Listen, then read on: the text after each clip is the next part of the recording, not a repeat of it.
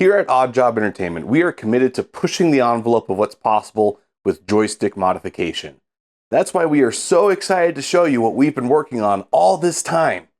Based on the feedback received on our first generation of trigger modifications, we knew that we were onto something really special.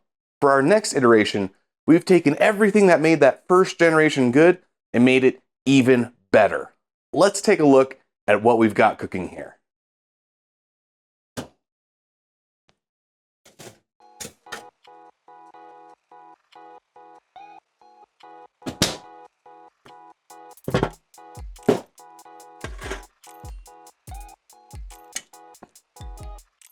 My last video showed a modification I developed for a VKB Gladiator joystick.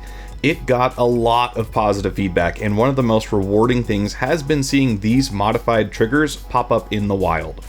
I've done project videos like this in the past that really didn't take off the way that I had hoped, and it's been very validating to see this one resonate with so many people. However, I knew as soon as I released that video that I wasn't done playing with this concept. Let's review what version 1 did well and where it fell short so that we can get a better understanding of where we're going for version 2. The VKB Gladiator has a dual stage trigger where a half press activates the primary trigger and a full press activates a secondary trigger. The problem I set out to solve is simple. I want to access that secondary trigger without activating the primary trigger.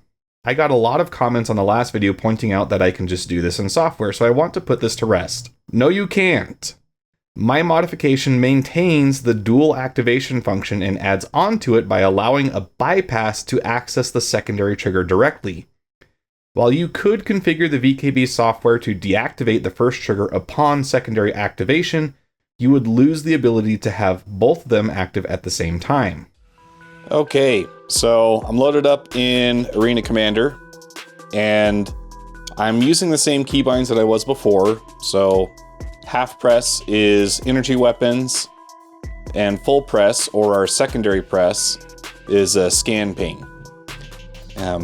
If I was on my other account, the whale account that has the F7A, F8, all that stuff, actually no, that one doesn't have an F8.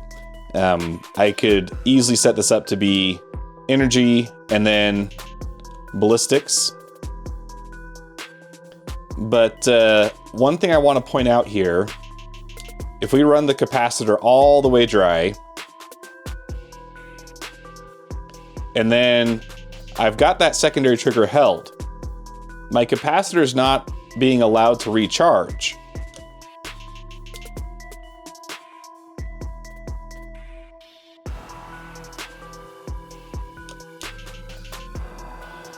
So if I keep doing these volleys, then my DPS is suffering significantly.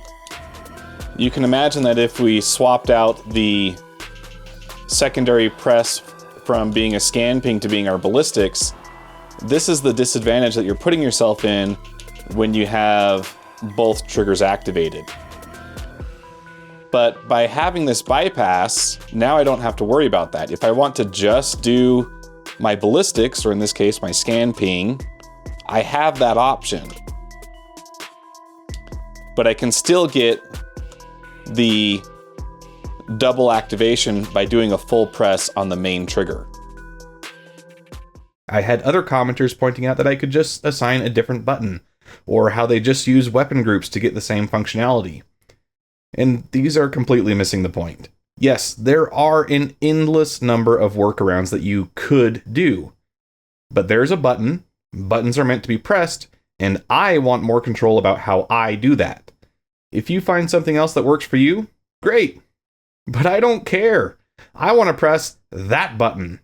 The first version I made works great, but there were things that I noticed while using it that I wanted to improve upon with a revision. First up, the modification stuck to the original trigger geometry as best as I could match it, which meant a rather wide radius where your finger makes contact. This, combined with the angle of the grip, results in a downward push on your fingertip and causes your finger to ride the edge of the trigger.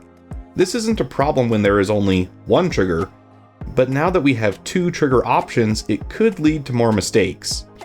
The other consequence of this wide radius is that the division line between where the two triggers meet tends to be right in the middle of the fingertip and isn't as comfortable as it could be. The first change then was to reduce the radius of the primary trigger so that the finger stays better rooted and doesn't slide as easily.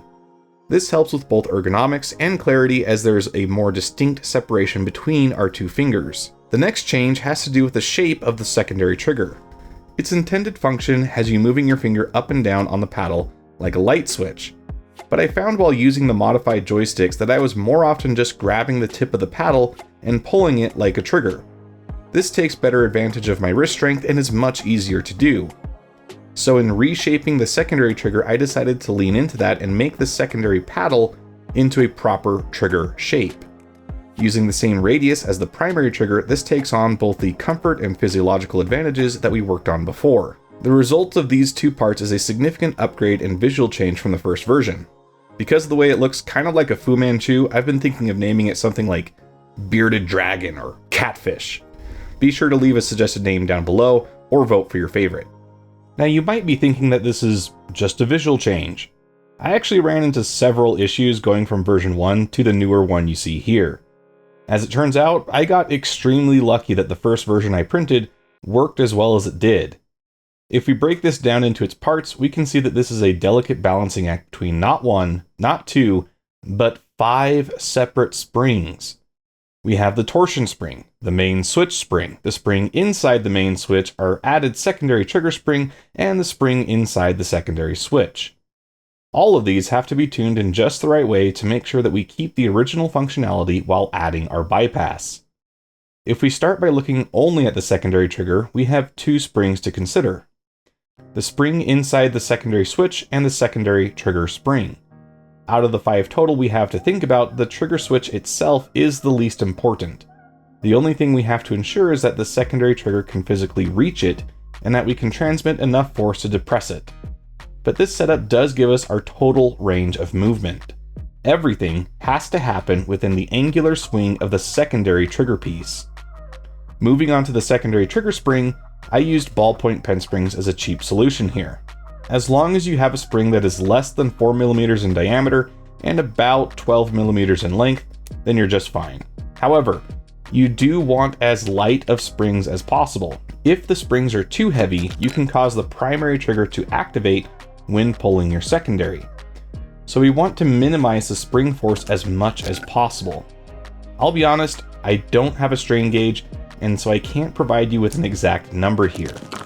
If you find that you're activating your primary switch when you don't want to, try cutting off more of your secondary trigger spring.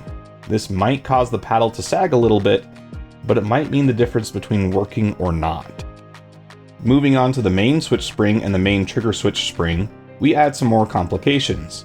Using Hooke's law, we can write the potential energy of a spring as 1/2 kx squared, where k is our spring constant, and x is the distance either compressed or extended from neutral. If we think about just one of these switches for a moment, we can consider the on and off state of the switch as 2 different levels of potential energy. If we assume that our off position is 0 joules, then when we press the switch, we're adding energy to it until it reaches a threshold that corresponds with an activation. Once we meet or exceed that threshold, the switch compresses and gives us our button press. It's important to note that the spring inside this switch is weaker than the mainspring and requires very little force for activation. This means that we want to reduce any pretension in our mainspring as much as possible. That is one area where I mistakenly tried to optimize in getting to our new version. In the first version, I noticed that the mainspring is not well aligned and has moments where it actually doesn't sit against the switch all the way in the rest position. I measured the difference and tried to eliminate that extra movement in my redesign. Unfortunately, that just makes it so that you have a much tighter margin of error for having separate and distinct inputs. So for the version shown here, I went back on that decision and expanded the slop a little bit to make it more forgiving when doing this yourself. Now, to be clear, this doesn't result in a worse experience. It feels just about the same, but is much more reliable this way. It just goes to show that as an engineer, you need to be prepared to revert back when a situation doesn't pan out and really look at what made something work the first time. Next, we have our torsion spring. I like to call it the judge because this is what is really allowing us to have our triple function trigger. When you give it that half pull, the torsion spring is resisting your movement in the same direction as the main switch springs. So it adds on to the force you pull against. When the energy in the torsion spring is greater than or equal to our main switch energy threshold, then at that point the trigger is in the right position for primary switch activation. Importantly, this energy state needs to be more than the total energy required for secondary switch activation in our secondary trigger springs. If it's not, then when you are pulling the secondary trigger, you'll activate the primary as well because they are both connected by these springs. With all this said, there are a few variables we can manipulate to get reliable performance from our modification. Minimizing the secondary trigger spring energy gives us a wider margin to play with, but maximizing our torsion spring energy, especially the pretension, gives us more overhead. Just like our linear springs, we can write an equation for a torsion spring as 1/2 k theta squared, where theta is our angle of rotation. So since k is already set, we can modify theta to increase the energy requirement. I've done this by modeling a little ramp that increases theta by 20 degrees. This will increase the force required to pull on the trigger overall, and I consider that a bonus. Finally, there are a number of things done to make the install experience a little easier. Each piece now has a little label to help you sort out which is which. If you're printing this on an FDM machine, I doubt these are going to show up. At least you can look at it in the slicer for a clearer view. I've also set these up as a package including both sides in STL format and 3MF.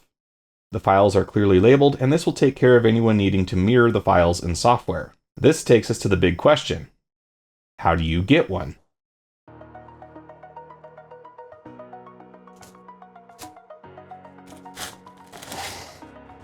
Hey man, you got this stuff?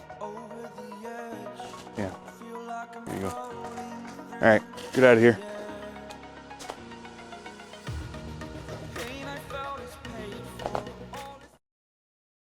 In previous videos, I've talked about my sister Marin. She has a rare form of uterine cancer and is on the tail end of treatment. It has been a rough 3.5 months, but hey, we can see the light at the end of the tunnel. While the medical expenses have been taken care of, the cost of living has been pretty rough and tight for my sister and her new husband. We started a GoFundMe at the outset of her treatment to help with this, and some of you have already very graciously donated. For that, thank you very much from the bottom of my heart. With this update to the VKB Trigger mod, I want to help alleviate some of the financial strain my sister's going through. I've come up with a multifaceted approach to do this that will hopefully make this modification more accessible to other people as well. If you have a 3D printer, you can purchase the file pack from my newly christened account on Things. There are personal and commercial licenses available for purchase. If you purchase a commercial license, send me a message and you'll be added to a list of suppliers on Discord to create an easy-to-find resource for others to get in contact for purchasing. If you do not have a 3D printer, you've got a couple options. You can still purchase a personal license and commission it to be printed through services such as PCBWay. If you use my link in the description, I'll receive a commission and you'll get a discount on your order. Or you can check this Discord suppliers channel and get in touch with one of the members there. Either way, regardless of what method is used, 100% of the funds I receive will go to help my sister with her GoFundMe. The obvious question here that comes up is, why don't I sell these myself? Well, between work, school, and this channel, my time is gone. I don't have the infrastructure in place to manage sending these out en masse, and I definitely don't have the time, unfortunately. So this leaves me dependent on these third parties for distribution. It also leaves me dependent on the honor system. If someone purchased a personal license and printed it 5 times to help out their friends, there's little that I can do to stop that from happening. The correct thing to do would be to purchase multiple licenses for each friend, but I can't really enforce that. However, I hope that this clears up any question about the supply chain. If you do not have a 3D printer, there's now a couple clear options to acquire these mods and support me at the same time. If you do have a 3D printer, then it's not all that different than before. I hope the additional effort that went into this version makes it worth your investment, and I hope you'll also consider becoming a supplier. With all of that said, ladies and gentlemen, thank you for your patience while I worked to get this second version of the Trigger mod out. The constant comments in my YouTube channel asking about it has been really entertaining, and mildly stress-inducing, but it just goes to show that people are really excited about this, and that makes me pretty happy. I'm pretty thrilled with the results. Things does make it easy so that I can version these files in the future, so as I continue to improve upon them, if you've already purchased a pack there through any means, you will have access to the most up-to-date files available. But until next time, this is Odd Job Entertainment, signing off.